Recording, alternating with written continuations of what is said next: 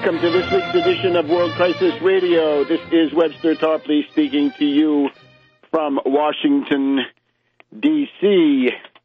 The Ukrainian crisis rolls on. I will direct, if I may, your kind attention to my website, tarpley.net, where by the time you hear this broadcast, we will have posted a major essay by me on the history of Ukraine. I'll try to give you some more samples of that towards the end of this program, if we can eke out the time from the busy world theater going on around us. But the principal insights that would be added to what we already had last week come from John Wheeler Bennett, British agent, in some ways the central figure of the network that produced Henry Kissinger later on. But his book, The Forgotten Peace, Brest-Litovsk, 1918, a discussion of what was actually going on in Eastern Europe, European Russia, during 1918, 1919, the time when we had the first appearance of Ukraine, the first time Ukraine ever got on the map, the first time that Ukraine during 1919 was self-governing. And, of course, we had pogroms. We had this Simon Petliura starting with his massacres of Jews and others, but also Poles, and tremendous hostility to Russians. So do take a look.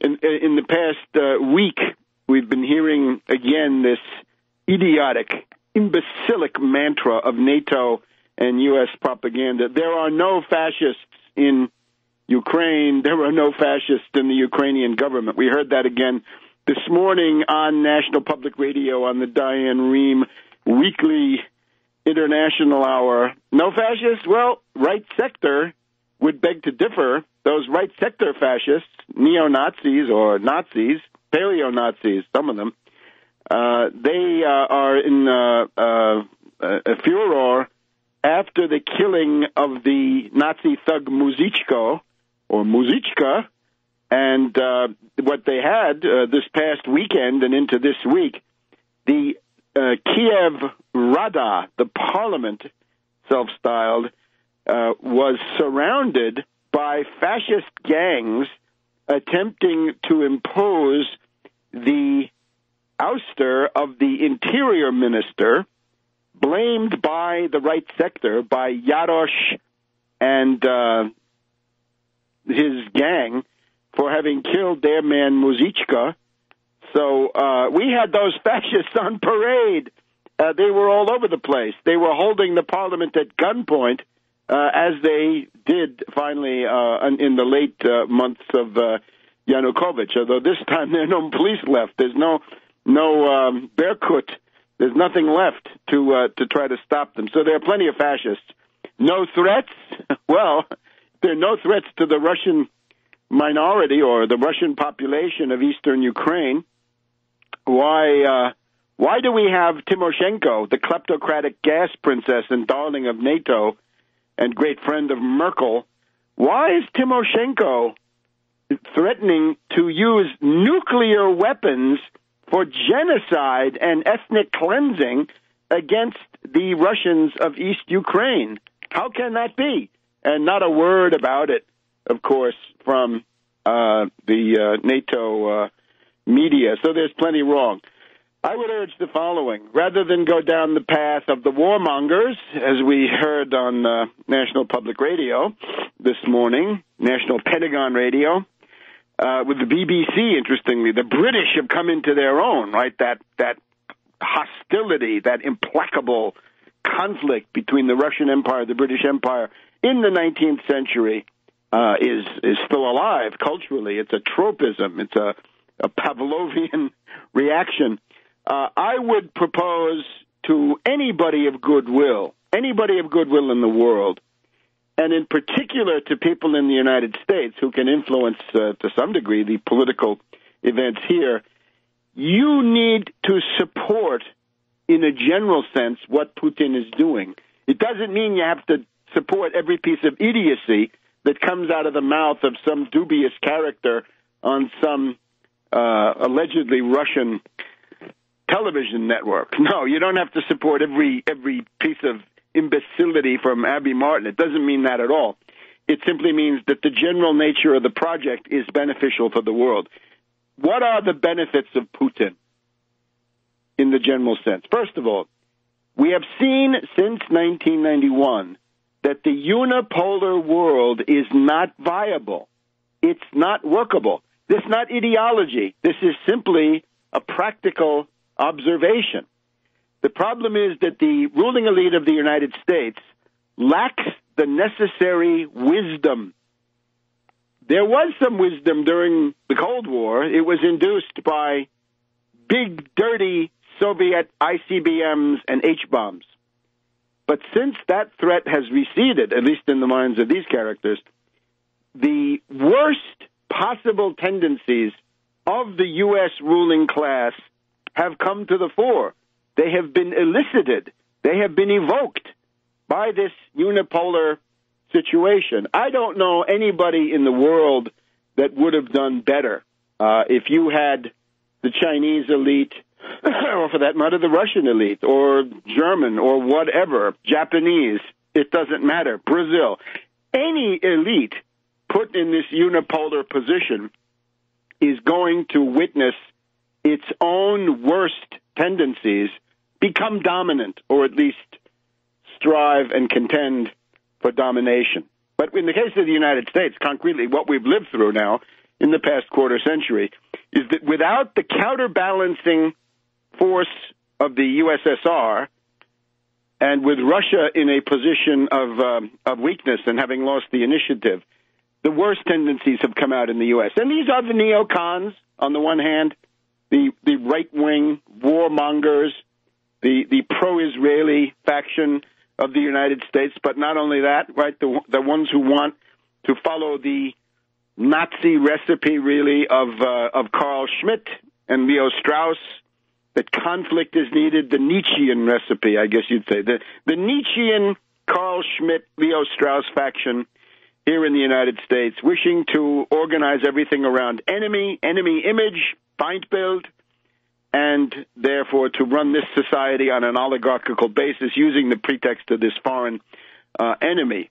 And we've also had on the other side the left warmongers. We've seen them more clearly in the past couple of years since Obama came in. As I warned, the left warmongers for Obama, the way they see it, the human rights people, the humanitarian interventionists, the lunatics like Samantha Power, the loopy crackpot speaking for the United States at the United Nations. These two mentally deranged groups in their own geopolitical estimations, right? You got the neocons and then the responsibility to protect people, the R2P group. Between them, we see that the worst tendencies of the entire ideological spectrum come to the fore. What is needed is the traditional recipe, the balance of power, a counterweight. Who can provide the counterweight? Who has the political maturity, a certain amount of economic power, a certain amount of economic independence, a certain amount of cultural tradition? It's Russia. It's the unconquered country, right? Remember, the unconquered countries, the ones who have not been overrun in the last 1,000 years or so, or, well, not quite 1,000 years, but let's say 500 years, or thereabouts anyway. It gets you down to the United States, Great Britain, and Russia. These are special countries in that regard. We need the power of Russia to be revived. A strong Russia is a great help for a striking worker in Chicago or Los Angeles or New York. Back in a minute on World Crisis Radio. Welcome back to World Crisis Radio. Keep up with what you hear about on the radio here at Tarpley.net, Tarpley.net, and that includes this article on the minimal, feeble basis of Ukrainian nationality. The fact that Ukraine is a puppet state set up by the German General Staff, by Field Marshal von Hindenburg and General Ludendorff, during World War I for the purposes of getting food. It is the delicatessen of the German General Staff, the supermarket of Hindenburg and Ludendorff, a supermarket chain, 1 million tons of grain, 400 million eggs, 50,000 tons of beef, and so forth. This was the price of recognition of the Ukrainian Rada, February 1918.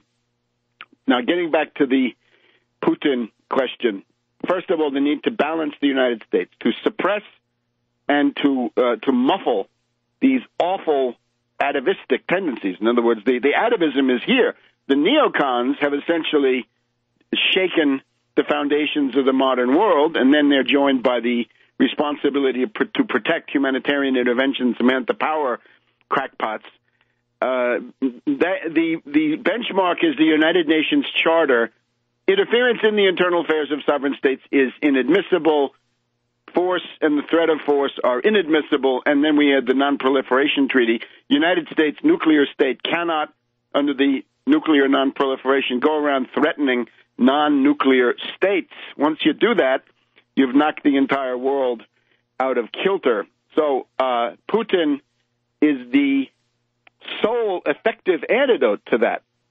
We need Putin to remain resolute because this suppresses these awful heteronomic and catastrophic tendencies of the U.S. Now, a second point is in the very specifics of the Ukrainian situation.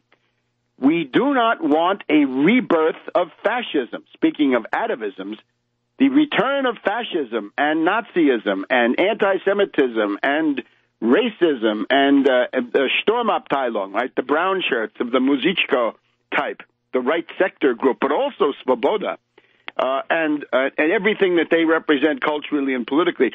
This must be nipped in the bud. Ukrainian fascism must be strangled in the cradle. Principiis obsta, right? Während den Anfängen. That was the sad lesson for Germany after the seizure of power in 1933. You've got to nip this in the bud because all of a sudden, like the September 1930 elections in Germany, right? The Nazis went from being kind of a nuisance and a curiosity to being a real threat to seize power. So we want the Ukrainian fascists crushed, quite simply, right? We want them to be deprived of the ability to influence world affairs. We don't want the ability to unleash World War III in the hands of some lunatic of the Chanibok Yarosh model. And I mentioned them as the head of Svoboda and the head of the right sector, respectively. We cannot have these people affecting and impacting the destiny of the world. And then, just to make this accounting a little bit simpler than it might be, a third point is the one that's posed to every individual, and that is to say the human qualities, the moral and intellectual qualities of the U.S. ruling elite, and how degenerate they are, and how decadent they are, and how hysterical, and how they are the ones who have turned their backs on reality as a matter of philosophical method, right? Remember, they are in the Nietzschean Schopenhauer realm. They believe in the world as will and imagination. You make your own world by your own purely gratuitous and heteronomic or existential actions. Take, for example, we compare Obama and Putin, and we see who is morally and intellectually superior. I don't think there's any doubt. Again, I'm not in the business of demonizing Obama. I tried to warn against Obama when there was time to prevent him from being inflicted on the world. But now that train has left the station, and at the moment, in the face of the Romney forces, the madmen of the type of the neocons, the Kagans, the Seniors, the Josephs, and so on, the Krauthammers, so on down the line, those guys are worse than Obama right now. Obama has been to some degree, domesticated by the powers of the presidency. In other words, the system designed by John Adams on the basis of Machiavelli has essentially made Obama into, if not a break, at least a kind of a passive lump on the path to war. Right? He's not pushing it. The push is coming from elsewhere. The Republican Party has dropped all pretense of libertarianism. They are on the road as a warmonger party once again. Did the Republicans fool you? They didn't fool me. Did Rand Paul fool you? No. The closer they get to power, or they think they're getting to power, the more warmonger they are. That is a fool's errand. Anybody who believes that garbage. And you saw at the beginning of this crisis, little Rand Paul making some noises, oh, let's not overdo it. And then as he saw that his Republican lunatic base were showing their true warmonger colors, right? Marijuana and war is now the winning libertarian formula. Well, then little Rand began running. He began to get his helmet and his bayonet and his Confederate flag or whatever he has, and marching off to the Ukraine. So that's a bad situation. So Obama's not the worst. But when we compare Obama to Putin, it's clear that from a human, moral, intellectual point of view, Putin is superior. There's no doubt about it. Let's take another one. Let's compare Kerry, the blasé, skull and bones, rich boy who gambles with other people's lives, other people's money. I think I've told the story about his crash in Bretagne, in Brittany, France, in the mid-'60s in the summer, accompanied by a guy that I knew from high school, and how he almost ended his career right there, right, driving way too fast. And then there's another story about him going under the Golden Gate Bridge in an airplane, accompanied by the later U.S. ambassador to Italy. As we have the famous quotation from F. Scott Fitzgerald talking to Ernest Hemingway, the rich are not like us, Ernie. And Ernie doesn't get it. Ernie is quite dumb compared to Scott. Ernie says, yeah, they have more money. And Scott says, no, it's much more than just that. It's a whole cultural mindset. So, in that sense, it's clear. Lavrov, as an intellectual, as a person of courage and resources, is humanly superior to Kerry. Back in a minute on World Crisis Radio. Welcome back to World Crisis Radio. So once again, the benefits of Putin and why you should resist the Russophobic hysteria engulfing the United States. You need a balance. You need a counterweight to suppress the warmonger lunatic tendencies in the U.S. elite, be they neocons or the humanitarian interventionists. Secondly, it is in the interest of the world for this rebirth of fascism to be crushed, to be neutralized, liquidated, whatever it is. Remember that when General Badoglio turned to the king and said 5 minutes of gunfire, fascism is over. Think about what that would have meant. No march on Rome, no Mussolini, no fascism means no Nazism, no Hitler, no World War II. So in terms of historical morality, would Badoglio have been on the right side of the angels if the 5 minutes of gunfire had dispersed the ragamuffin gutter snipe legions of Il Duce, who was hiding near the Swiss border at the time? I think you can see, in terms of the historical potentials involved, it's an interesting proposition.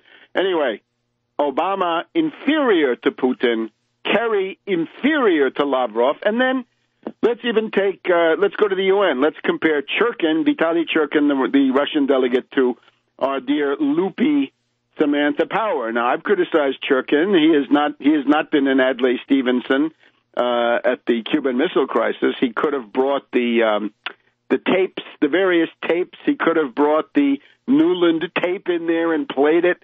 He could have brought the Estonian foreign minister in there, talking to Madame Ashton, Baroness Ashton, about how the anti-Yanukovych forces were sponsoring the snipers. There's an attempt to deny that now, but the world knows. He could have done something similar to Adlai Stevenson, bringing in the photographs of the U.S., the surveillance photos of the Soviet missiles in Cuba in October of 1962. Didn't do that, but still, you compare him to the loopy, crackpot Samantha Power with her self-righteous, hysterical posturing, all the while sporting that ravaged look.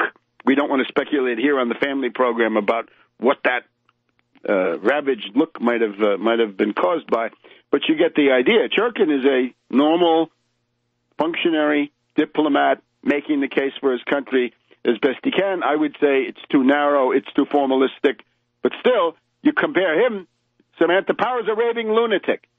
So if you don't like these sociopathic tendencies coming to the fore in the U.S. elite, then the only conceivable antidote is Putin. Now, Putin, however, falls short in certain areas. It doesn't mean that you're giving him a 100% endorsement. Let me just point out, we have this interesting campaign. I have two documents that go in this direction. First of all, we have Anne Applebaum, and if you're a regular listener, you know that Anne Applebaum is Madame Sikorsky. She's married. She's given up telling you this in every column now, but Anne Applebaum is the wife of the Polish Foreign Minister Sikorsky, who is one of the signatories of the February 21st deal that was supposed to cool the Kiev situation, right? The Maidan was supposed to go home, and elections were scheduled, and that was signed by Fabius of France, Steinmeier of Germany, and Sikorsky of Poland. And this is Madame Sikorsky writing to us here, Washington Post, Sunday, March 30th. Russia's anti-Western thinking takes hold.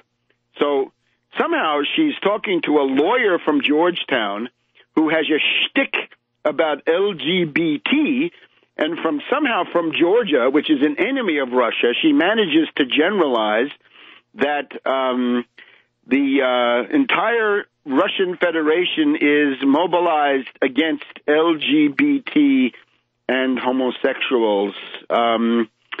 And she also goes through the various right-wing groups, Jobbik of Hungary, Marine Le Pen, who just Marine Le Pen had a very limited, shabby success. She got 15 cities of the lower middle rank, couldn't take Paris, couldn't take Marseille, couldn't take Lyon. Not so great. But anyway, you get the idea that there's this awful tide of cultural backlash against the Anglo-American world, and somehow Putin is to be associated with that. But now, even more interesting, far more so, Masha Gessen on Monday, March 31st, the day after, and writing from the same printout, Masha Gessen goes back, and I think for the first time, reports to the benighted readers of the Washington Post that Putin gave a speech in December where he pointed out that Russia does not claim a global or regional hegemony, but will strive to be leaders of a certain current of opinion, and therefore presumably a block of countries in the world in an informal sense, right? Not the Warsaw Pact, but a bunch of countries that tend to converge on practical points. So Putin says, and I'm going to read you these because this is the first time these quotes have ever been in the Washington Post. So Russia should be a world leader. This is, now quoting from Putin, quote, "This is absolutely objective and understandable for a state like Russia with its great history and culture, with many centuries of experience, not of so-called tolerance, neutered and barren, but of the real organic life of different peoples existing together within the framework of a single state." Now, somehow, this Masha Gessen of the, well, he's a biographer of Putin, I guess. He's a professional Putinophobe, that somehow this is code word for LGBT. I'm not sure I see it. And then he goes on. Today, many nations are revising their moral values and ethical norms. eroding ethnic traditions and differences between peoples and cultures. Society is now required not only to recognize everyone's right to the freedom of conscience. I think it's wrong in the text, but I think he's talking about freedom of conscience, meaning of religion, political views, and privacy. But, says Putin, you're also supposed to accept without question the equality of good and evil. Strange as it seems, concepts that are opposite in meaning. Well, the Anglo-American cultural synthesis of Anglo-American liberalism in the most general sense, left-wing liberals, right-wing liberals, reactionaries, but all liberals. What is the basis of this? Two things, I think. The first is that financiers ought to rule the world, that compared to anybody else, generals, bureaucrats, demagogues, priests, whatever it is, that the best ruling class you can get, according to the Anglo-American liberal, is a banker. And therefore they think Soros should rule the world, and oligarchs and whatever. In other words, the whole British system, the Venetian Constitution, as Benjamin Disraeli put it. Okay. And the second point of liberalism is there are no objective criteria of good and evil. That is wrong. I can derive objective good and evil and objective human rights out of the needs of production, economic growth, scientific, technological, and industrial progress. All of those dictate a high regard for the individual, for longevity, for education, for a personal sphere of rights, and so forth. And those are objective. They are not simply bleeding heart labels or wishes tacked on to a historical process that's going somewhere else. My categories of good and evil are rooted in production, economic life, and the needs thereof. So, Masha Gelman thinks that Putin is trying to marshal the anti-Western forces of the globe. Well, you want to do that, you better have an alternative to economic globalization. Back in a minute. Welcome back to World Crisis Radio. So if Putin, responding here to Masha Gelman in the Washington Post, Monday, March 31st, if Putin is supposed to be the leader of an anti-Western bloc of states, the leader of the anti-Western world, the elementary necessity, which still has to be addressed, is an alternate monetary system, an alternative to economic globalization. Now here, the Chinese, unfortunately, perhaps don't have the clarity either. You might look to them to solve this, right? You'd say, well, the anti-Western bloc of states, in a sense of an alternative to the failed leadership of the Anglo-American elite and the failure of their neoliberal ideas, would be the BRICS, the Brazil, Russia, India, China, South Africa, and some others around that, Iran coming in, and so forth. But in order to do that, you've got to have an idea of a new world monetary system. And unfortunately, despite what Medvedev thought, it's not enough to make a little coin. You've got to have markets. You've got to have treasury bond markets that routinely do $1 trillion a day and can handle anything up to $4 to $5 trillion in a day, if you want to have the breadth and depth to have a reserve currency. Where's your reserve currency? And the other thing I would say is the BRICS Bank. Remember, they were supposed to be this alternative to the World Bank International Monetary Fund called the BRICS Bank. We haven't heard from them. Are they going to act on Egypt, for example? Egypt has been bailed out by Saudi Arabia for the moment, but how long will that last? How long will the Saudi regime last? And then other countries, right? If you had Ukraine and you wanted to stabilize Ukraine or even Crimea, you're going to need an investment program, a Marshall Plan. Marshall plans will not come from the IMF, nor will they come from the World Bank or the International Finance Association, or anything of that sort. So if Putin wants to be, and I hope he has some concept in this direction, the leader of an anti-Western bloc, it's going to take a decisive break with neoliberal economics, economic globalization, the International Monetary Fund, the World Bank, the World Trade Organization. Unfortunately, given the power of the pro-Medvedev faction inside Russia, the entire direction of Russian policy of the last several years, anyway, until only yesterday, has been to join, to become integrated into that world system. So now you're talking about, hopefully, a reversal of that direction towards an alternative. The world needs an alternative, and an alternative certainly could come from the BRICS, but it's going to require a much greater programmatic power and thrust than we've seen so far. Now, obviously, we applaud what Putin has done so far. He has obviously accomplished a lot with means that are not super abundant. He's done much with little. The great commanders often do it this way.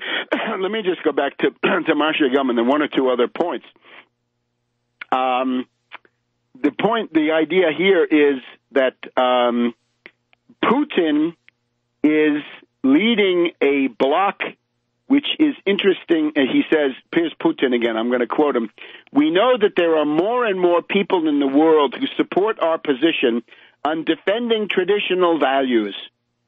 Russia's role is to prevent movement backward and downward into chaotic darkness and a return to a primitive state." That is very, very germane. The chaotic darkness and the primitive state are essentially the new dark age that is conjured up by this program of destroying the nation states, right, which is the CIA, State Department, NATO program, and the creation of microstates, mini-states, failed states, rump states, chaos, warlords. You've seen it from Iraq to Libya to Sudan to Kosovo, now Scotland, now Ukraine. They did it. And therefore, the problem is with Masha Gelman. Masha Gelman can only understand this in terms of sexual identity. This is a key to the impoverishment of the Anglo-American or Western spirit, that they can't imagine traditional values as being anything but homophobia. Wait a minute. How about some other traditional values? How about a traditional value that there is right and wrong? How about a traditional value that the nation state is a good thing and it's better to be patriotic and support your country in a constructive way, not as a jingo, but as a country. Each country undoubtedly has something unique to contribute to human development. There are very few exceptions. And therefore, that would be a traditional value. Or the implementation of science, technology, and industry can improve the human condition. Traditional value. So it's broader than just LGBT. Anyway, this is obviously a campaign, right? When you get Madame Sikorsky-Applebaum on Sunday and Masha Gelman on Monday with the same printout, that's a campaign, and this is one of the reasons why we should be willing to counter it. Now, looking a little bit further here, we had last week this infamous telephone call by Davutoglu.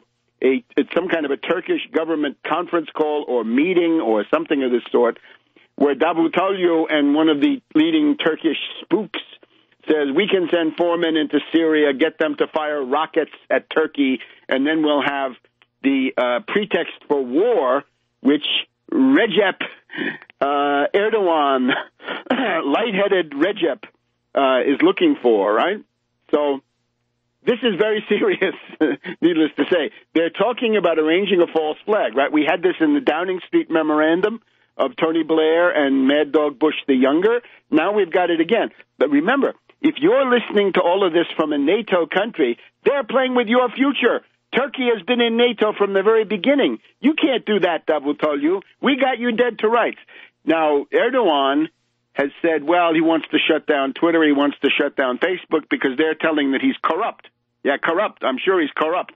But that's an internal matter. Once you get to this false flag, warmonger, Sarajevo trigger, there's a new Sarajevo right there, just a little bit further southeast, right? As Bismarck said, don't get a world war going based on some stupid thing in the Balkans.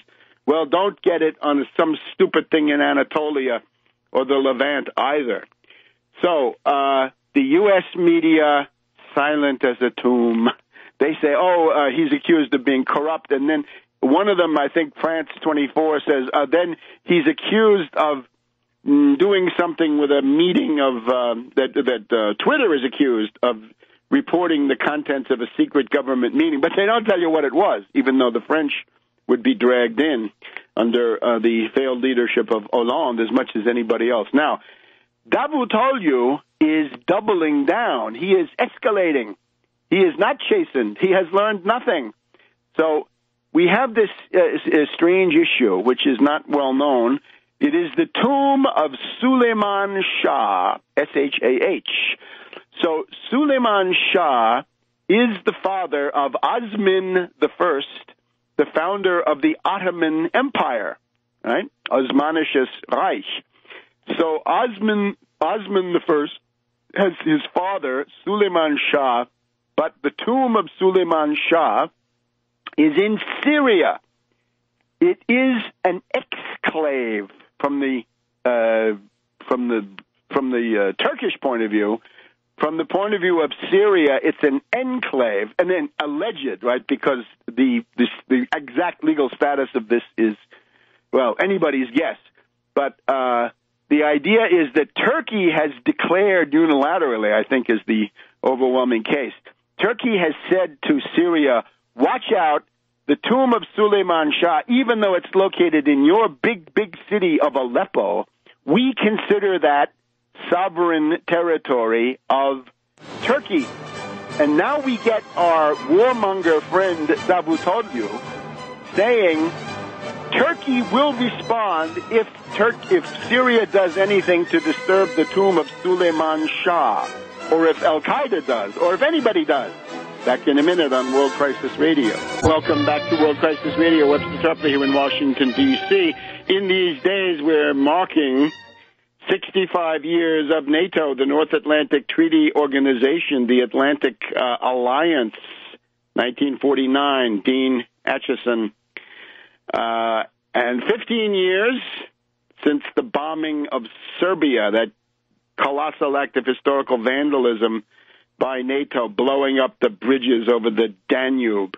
And, of course, Amanpour and our dear friend Lupi Samantha Power were a key part of that, right? The myth of the 100,000 dead Kosovars that was dished up by Amanpour and dear Lupi, Mrs. Cass Sunstein, alias Samantha Power. NATO has morphed into something ugly. At the beginning, you could make a case for it in the 50s. There was the Red Army. There were nuclear weapons there in the Soviet Union, and they were a few miles from the main cities of Germany in particular.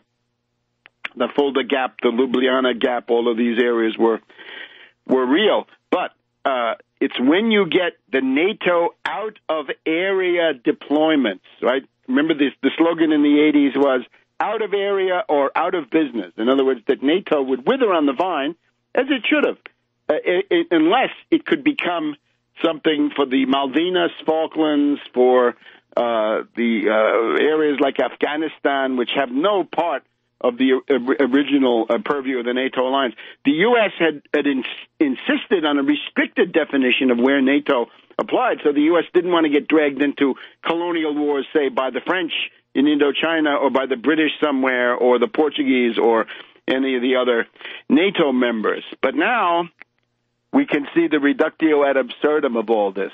What can we say to Davutoglu when he says that he, and this is amazing, he's playing with your life. The posturing Davutoglu, trying to detract attention from his taped conversations where he's setting up a false flag. Davutoglu vowed to respond to attacks against the tomb of Suleiman Shah as it would against any other part of Turkish soil. When a missile is launched into Turkey by the Syrian regime or by the Islamic State of Iraq and Levant, or Sham and Levant, Iraq and Sham, or any other element, we will act equally in return. So he's basically saying, you, Western Europe, you, U.S., you, Canada, you're all my auxiliaries because I'm going to go on this lunatic provocateur policy. Now, this is unfortunate because Turkey was a key part of NATO from the very beginning, but with this kind of stuff, this is going to have to be shut down now.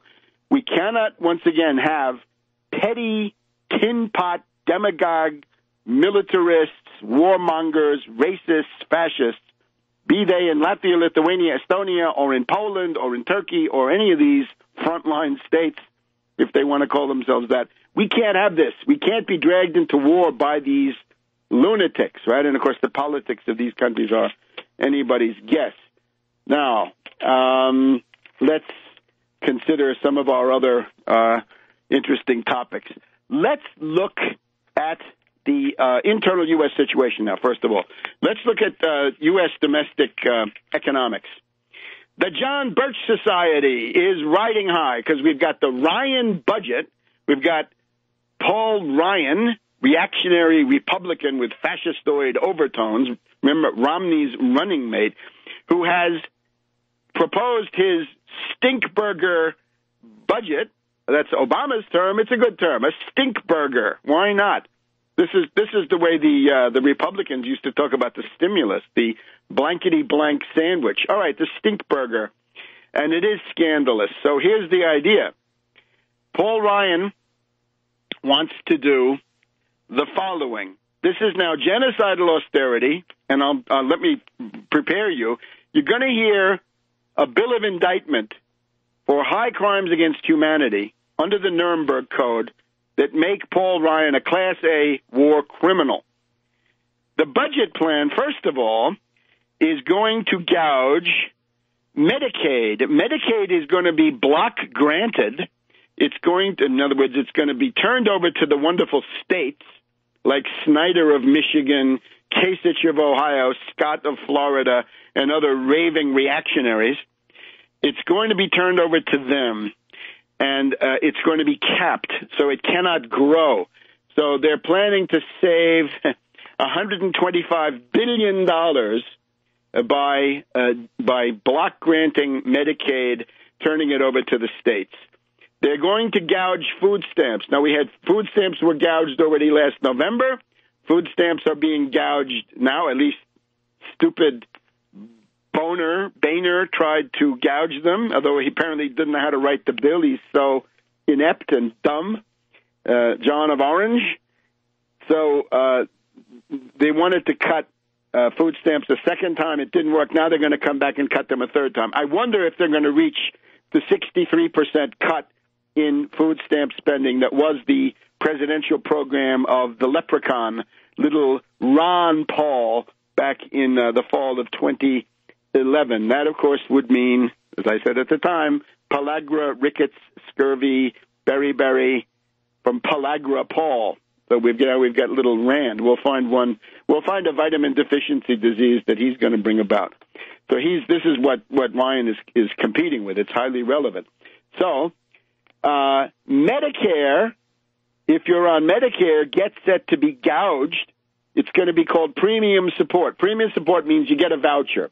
It means instead of having a guaranteed benefit, that is to say Medicare will pay 80% of any and all approved procedures, you're going to get a voucher that says this is worth X dollars, and then you're on your own. And then, I have the wonderful privilege of choosing. I can freedom to choose among different paths to the mortuary. That's great. But that's how this stuff is sold, right? The stupid American ideology. I want freedom to choose, even if it means that I take all the risk and I'm on my own. So the premium support voucher, that's going to be it. Military spending goes up by $483 billion. Non-defense discretionary domestic programs goes down by $800 billion. Ryan, of course, repeals Obamacare, except for the worst part of Obamacare. That he keeps. the cuts of Medicare, the money taken out of Medicare to support the rest of the program, which is, you see, he's not even siphoning into Medicaid. He's siphoning it into military spending. He wants workfare, slave labor programs for welfare recipients. Of course, there is no more welfare. The vote on this is supposed to be today, and it is the definition of class warfare, as Van Hollen says. But Van Hollen, you're not capable of class defense because you're not a class-based thinker. You're just playing word games. It turns out that the reactionary Republican tax expert Dave Camp is quitting. I hope that means that his monstrous program is going to go with him into that good night. We know that Ryan is emerging as this ideologue of opposition to the various Great Society anti-poverty programs. He's got strong racist overtones, and he's claiming to balance the budget by 2024, I believe, although his figures do not add up. He's got voodoo economics because he's saying, well, there's going to be such a surge of wonderful economic growth thanks to my program. The centerpiece, of course, tax cuts for the rich. Tax cuts for the rich. A top individual tax rate of 25%. Now, the demonization of the Koch brothers would be a matter of some public utility. Yes, indeed. We'll get to that in just a minute on World Crisis Radio. Welcome back to World Crisis Radio. So the reactionary Republicans, at least according to the schedule, today, Friday, the 4th of April, were supposed to be attempting to ram through this genocidal austerity budget built according to the criteria of the John Birch Society alumnus Paul Ryan and his racist wife, coming from a family associated with the George Wallace racist movement. And nobody brought that up when he started quoting Charles Murray in the bell curve or whatever it was. The Koch brothers are, generally speaking, behind this, right? Koch, the second largest privately held corporation in the United States. Koch and Koch, the two brothers, are in the top 10 in the world, I think, up there with Carlos Slim and Bill Gates and what have you. So Harry Reid has been attacking the Koch brothers, and I think this is an interesting initiative. Dingy Harry, of course, not my cup of tea, but still, a little bit of fighting could be a good thing. Demonizing the Koch brothers, allegedly, well, they are one of the centers of evil in this world, and they're hundreds of millions of dollars under Citizens United and now under the latest monstrosity from the Rats Cabal, right? Roberts, Alito, Thomas, and Scalia. The Rats Cabal has put through the Supreme Court the idea that there can be no cap on contributions by plutocrats and predators to political candidates during the 2-year federal congressional election cycle. You can give to any of them. You can give to all of them, although it's still $2,600 per candidate. But now we have the self-righteous breastbeating of, I think it's Charles Koch. Yes, it's Charles Koch, who writes a letter to the Wall Street Journal of yesterday, celebrated, of course, by Limp Paw on the air. April 2nd, Charles G. Koch. Charles Koch, I'm fighting to restore a free society. And he says, instead of welcoming free debate, collectivists engage in character assassination. Oh, the pot calling the kettle black. From what a pulpit do we hear this? This is somebody who has put hundreds of millions of dollars into attack ads, which are based on pure character assassination, lies, innuendos, distortions, omissions, and other mass dumbing down measures So he's for freedom. He's for the freedom agenda.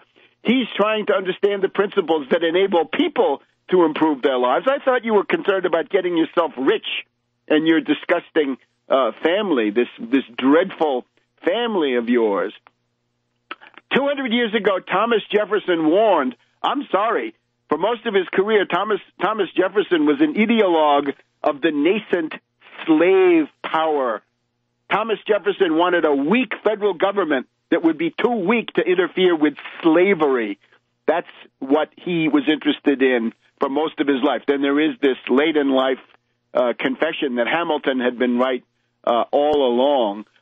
Instead of encouraging free and open debate, collectivists strive to discredit and intimidate opponents. They engage in character assassination. I should know. I'm the target. Saul Alinsky, blah, blah, blah. This is the antithesis of what we need. Or is he un-American? Does he want to rig the system? Yeah, he is un-American. The American way is a high standard of living, a high-wage economy. You believe, Koch, in a low-wage economy, which is a loser in today's world. Better learn Chinese. Write your next article in Chinese, because you'll become the viceroy of some Chinese regime here in the U.S. And then he's telling you how great the Koch industries are, how clean they are, and various other little points. Creating real value for people, not for people, for your stupid shareholders, which means yourselves, because that's the way your company is held. Anyway, this is a self-righteous rant by Koch, and I think it would be a step forward for the Democratic Party. Certainly not adequate, certainly not programmatic, not what I want, but at least a step in the right direction to engage in a conflict with the Koch brothers, which could then, the forces with greater mental clarity, could intervene in that and raise the level of class consciousness and make it programmatic. And I just would like to point to the Koch. Where did you get your money there, Charles Koch? Well, his father was this guy, Fred Koch, who basically had a procedure for catalytic cracking, fine. He took that to the Soviet Union in 1929 to 1932 under Stalin in the initial phases of the 5-year plan. He later said, I didn't really like it, but he liked their money well enough. Then he became a big fan of Mussolini. The father of this guy was a great admirer of the Italian fascist dictator Mussolini. And, of course, he was a leading hater of Franklin D. Roosevelt, a hater of the New Deal, and a denier of the economic rights of the American people. That's Fred Koch. And he's also one of the founders of the John Birch Society. So we see from Ryan coming out of John Birch, the John Birch machine in Wisconsin, to Koch, the son of the founder of the John Birch Society, we can see what we're dealing with. And the other point is we can see that the money that Koch and Koch sank into libertarianism is coming back to help them. How would he defend himself? He says, I'm fighting for freedom. Freedom means I'm free to rape you, in effect, right? That's his freedom. He's talking about what used to be called not liberty, but license to abuse others, right? He's got the purview of freedom, and you have got the ability to simply undergo it, to be a rape victim at the hands of Koch. Now, this family, they're also the ones who put all the money into the Cato Institute, libertarianism. Remember that David Rockefeller brought over von Hayek to be his tutor, his ghostwriter, and von Mises to be a prof of some kind. So von Hayek and von Mises were the stooges of David Rockefeller to give him an ideology to defend his predatory antisocial practices, sociopathic practices. And with the Koch brothers, that was the Cato Institute, and then they got into a fight and they had to move on. Now, the American people want their economic rights. And if you have 7 million people who have signed up for Obamacare, I hope it means that some of them will live and not die and live to fight the fascist power of this Koch cartel. Back in a minute on World Crisis Radio. Welcome back to World Crisis Radio. The demonization of the Koch brothers is richly deserved, and if properly catalyzed, can become a part of a growing class consciousness. But, of course, the terms of the polemic must go far beyond those that have been broached by dingy Harry. And that is a point to intervene in. So, Obamacare. I am for Medicare for all. Simple. One paragraph. Remove the age 65 limit. Make Medicare for all available to anybody, anytime. $100 per person per month if you've got a job. If you don't, if you're destitute, if you're unemployed, then for free. Medicare. The reason we must develop a labor force for the 21st century. If you want to have a labor force for the 21st century, people have got to have many years of advanced training, advanced degrees. You sink all that training into somebody, you can't afford to have them die. They must live. They must be healthy. They must work. We'll worry about the retirement stuff when the time comes. But for now, the main thing is to increase the longevity to begin with so that you can compete in a high-tech, scientific, technological world economy of the type that we hope to have and which we must have if the world is to survive. So we've got to increase longevity and increase rates of health in the workforce of this population. So we must develop our workforce, and making some kind of health care available is important. It comes down to that existential moment.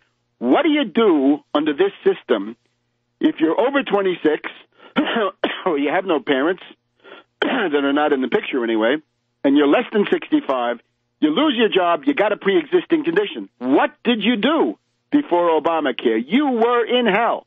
Now with Obamacare, you can at least get some form of medical assistance. So in spite of the sabotage, in spite of that Georgia insurance commissioner who said that his goal was to obstruct and to sabotage Obamacare, all the fascist Republican governors who would not expand Medicaid. There's a big fight going on in Virginia right now. The fascist Freemasons of Richmond, the cradle of secessionism, are fighting against Terry McAuliffe, Governor McAuliffe. McAuliffe at least is trying to bring in Medicaid, the Medicaid expansion. These fascist Republicans say no. I think some of them they're earning their tickets to Nuremberg in some future reckoning, or certainly at a later reckoning, which nobody escapes. They will have to answer for this. So 10 million people covered. Look, Kentucky, happy as Kentucky. In the discomfiture of Little Rand, and everything Little Rand stands for has been repudiated by the population of the bluegrass state. Kentuckians have signed up for Obamacare, and the rate of uninsured people in Kentucky has gone down by 40%. So that's a big dent in the health crisis of Appalachia and the coal fields and poverty that has gone on for generations. So good. Now, once you've got 7 million through the exchanges and 10 million in there, you have now got a block. You've got a vested interest in exerting and demanding the economic rights of the American people. That becomes a political fact.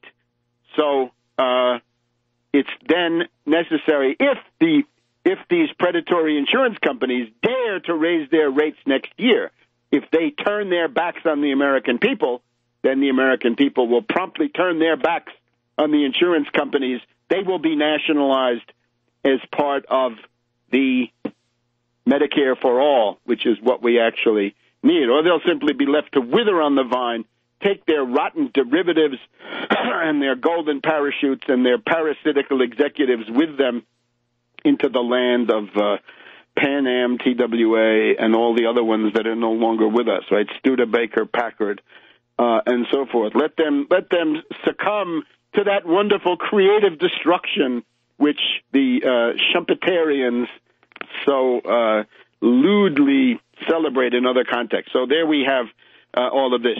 Right now, the Congress is still considering the emergency unemployment benefits beyond 26 weeks They're talking about one that goes back to January, is retroactive, and it means by the time they pass it, it'll almost be expired.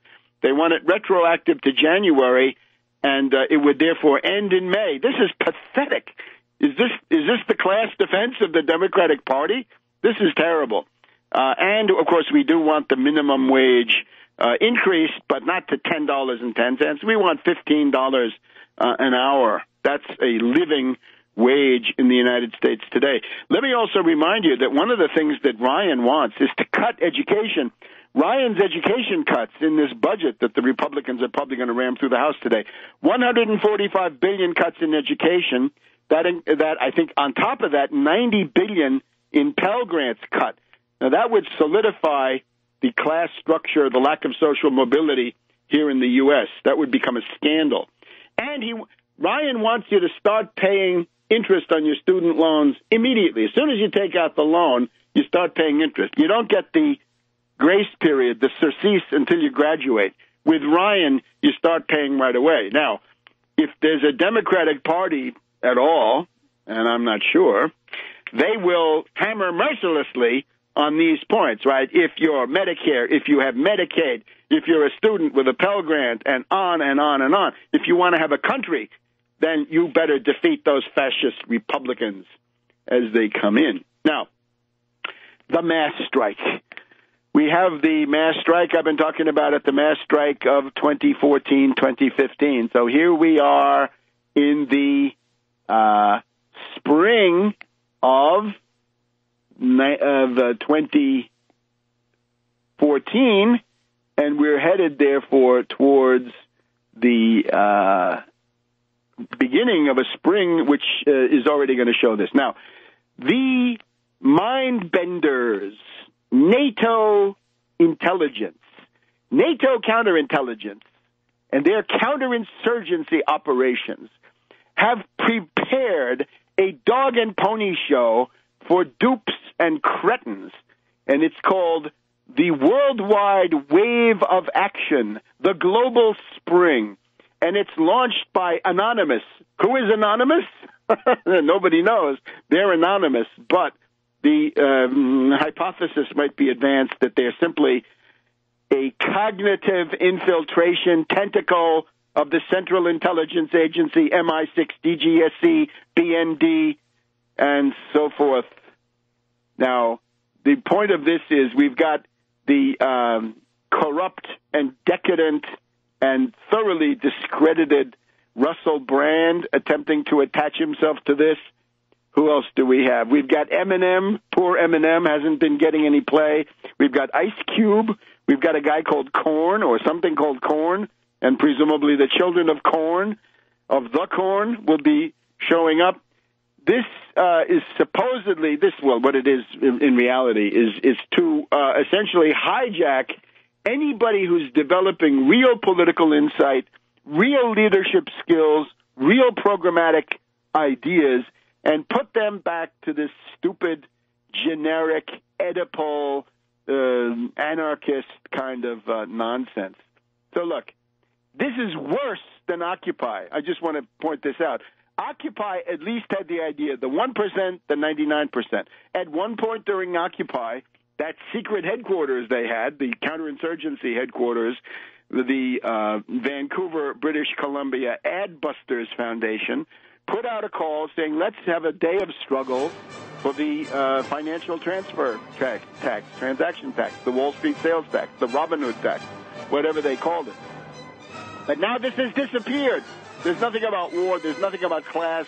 There's nothing about oligarchy. There's nothing about depression, unemployment, or anything. And I'll tell you some of the fatuous slogans in just a minute. Dulcis in fundum.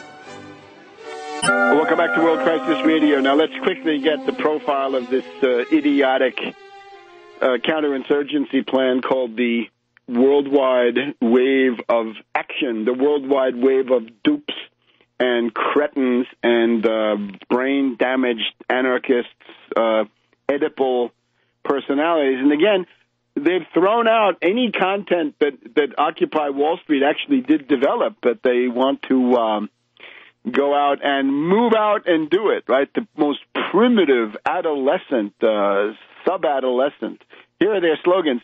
Can you hear me wherever you are? We are coming into the new world, the glorious future. The solar planet has been given wings. On April 4th, a global spring begins. Moment of clarity, our time has come.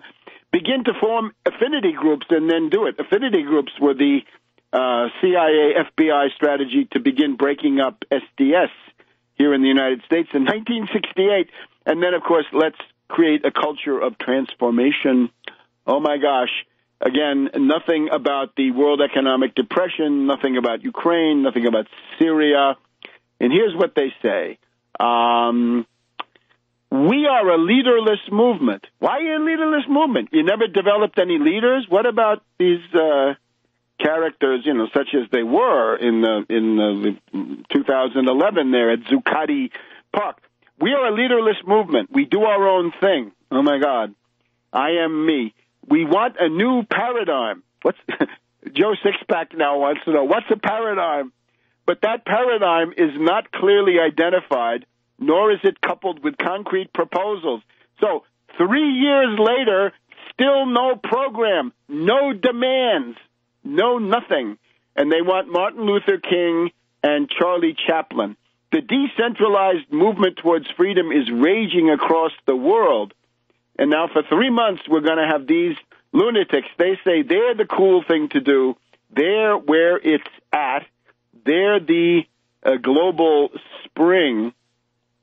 And it's all brought to you courtesy of Anonymous. Well, the beauty of Anonymous is any intelligence agency that decides to call itself Anonymous can come out. But the one thing we do know is that Anonymous is supporting the fascists in Ukraine. They love right sector. They love Svoboda. They don't like Yanukovych. You get the idea. It's anti-Russian. It's a desire to project that into the Russian Federation. Now, it will fail. So it's springtime. The birds are singing. The brook is babbling, and the saps are running to the worldwide wave of action with their new paradigm, courtesy of Eminem. Of course, the idea is the color revolution is what? The color revolution is you want to destroy a society, you're not strong enough or you don't dare to attack them with military means, so you wish to induce them to destroy themselves. How do you induce a society to destroy itself? You appeal to the Oedipal, infantile, cretinous impulses of youth in the springtime and launch something like this. So I urge people to stay away from this. This is so smelly. This is much worse than the original Occupy. And, of course, when you got these smelly characters like Russell Brand around there, that is really bad. Now, a programmatic point. I don't think we're going to get to much Wheeler Bennett on Ukraine today. I wanted to do we do have to watch out. Just one thing, right? Obama was in Saudi Arabia, and according to our dear friend David Ignatius of the Washington Post, out of this, it is likely that the U.S. is going to escalate the arming of the terrorist death squads in Syria. This is Sunday, March 30th here in the Washington Post. The U.S. would be training the Free Syrian Army to combat al-Qaeda and to try to sift them out. But the centerpiece is this. 5 man pads, 5 shoulder-launched missile launchers would be videoed. They would have a tracking device. They would have a remote shutdown mechanism. This is Ben Rhodes, right, the little enemy of civilization in the White House there. This is the guy who tried to do the television coup in Syria in July of 2012. It failed, but he's coming back on Syria. And Obama still has concerns about man pads falling into the wrong hands. 5 missile launchers are going to be given to the terrorists of the Free Syrian Army. Well, Obama, you want to get impeached? You want to be hung out to dry? You want to be twisting in the wind? Just go ahead and do this. 5 man pads. How about an Israeli airliner? How about a Turkish airliner? How about Well, you can go on from there, right? Anybody who goes over the Eastern Mediterranean is going to be a sitting duck for those man pads. And when the Malaysian airliner is going to turn out to be a picnic compared to the monstrous consequences of giving those missile launchers to terrorists in Syria. And once they go in, believe me, you can't control them. And your allies, the Free Syrian Army, those are the wimps, the Nusra brigades, the ISIS, the Islamic Front. They're the ones who are going to get them. And Obama, once they put them into action against perhaps the Israelis, that's the end of you. You're going to have you're going to be crucified on television every day because it'll be the Malaysian airliner to the 10th power, and you're going to be responsible. So don't do it.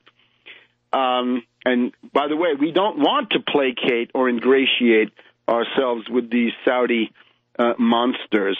And there, I would also say concerning this Palestinian-Israeli negotiation with Kerry, no freedom for Jonathan Pollard except a final status agreement, which includes the ending of all the Israeli settlements, the creation of an independent Palestinian state, fully sovereign, with a Marshall Plan from Europe, the U.S., and China to rebuild the entire area. And it includes the Israelis. Yes, it does. The entire area has got to be rebuilt. If you want to put Pollard on the top of that as a cherry on the cake, that's fine. But not, at this point, no. It means the final status agreement of everything, and they need a piece of Jerusalem, as we know, and all of that has got to be finessed. But now, we have two interesting things. One is a book called Flash Boys. We've got a book about high-frequency trading, and it's highly relevant, right? We're very much against high-frequency trading. We're coming up to the 4th anniversary of the flash crash of May 2010, which was, as you remember, a machine, an infernal machine of derivatives, which was designed to destroy the euro, and it began to destroy the euro compared to the yen, but then it also destroyed the Dow Jones averages, and that was the flash crash. So this is called Flash Boys by Michael Lewis, and we've got all sorts of traders telling you what to do. The only answer to this is the 1% Wall Street sales tax. 1% Wall Street sales tax on all stocks, bonds, derivatives, and any other transaction. And that's the only way to do it. And I have to say, I think we had Ralph Nader interviewed on one of the cable news programs, and he did have the decency to say in the telephone interview that it would take a financial transaction tax or speculation tax, as he called it, is the only way to suppress high-frequency trading, flash trading, and these exotic forms of program trading. Now, an interesting theoretical issue, in addition to this Flash Boys, and by the way, Flash Boys is coordinated, as so often happens, with the FBI. The FBI is opening and here we have it in the Wall Street Journal of April 1st. Wall Street Journal, FBI investigates high-speed traders. Probe in the early stages focuses on whether companies are taking advantage of inside information. Well, of course they are, and they've got to be taxed out of existence, and some of this stuff can also be banned. But tax is easier to enforce. Well, I'm afraid we're out of time. What I want to discuss, though, and we'll discuss next time, is this book called Capital by Thomas Piketty. Let's call it Piketty's Charge. Piketty's charge is that historically the real productivity of an economy grows at 1.1 to 1.5%, but the average return on property titles, on investment claims, is between 4 and 5%. So that's a recipe for crisis. Well, Piketty, it's much worse because you're assuming that